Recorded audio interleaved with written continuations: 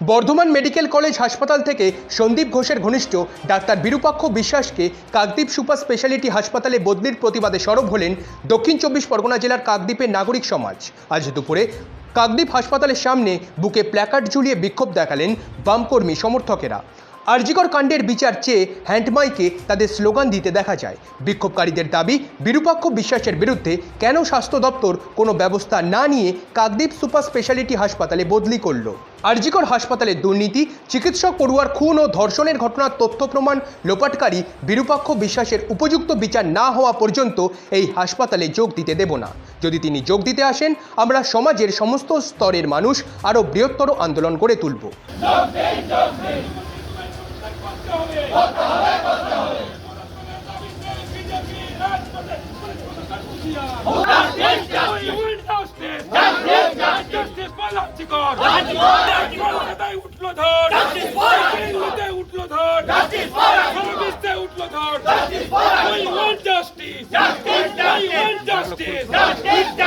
তোমার রক্ত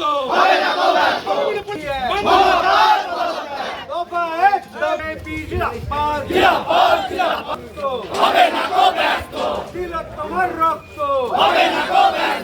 আমার বোনের রক্ত হাসপাতালের চৌকাঠ যাতে না বেরোতে পারে, আমরা গেটের বাইরে রয়েছি।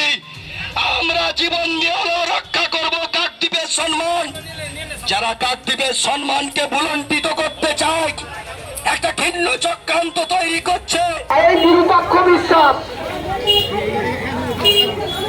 যার সাসপেন্ড হওয়ার কথা, জেলে থাকবার কথা, তাকে নিয়ে এসছে কাকদ্বীপ হাসপাতালে পদোন্নতি করে। এদের কি লাজ লজ্জা আছে? এদের কি বাড়িতে সন্তান সন্ততি নেই? মুক্ত করতে হবে সবার আগে।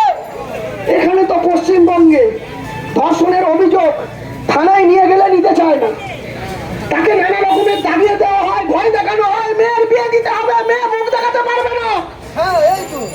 পুলিশ এগুলো করে থাকে। সেই জায়গায় 21 দিনের সাজা কিভাবে সম্ভব?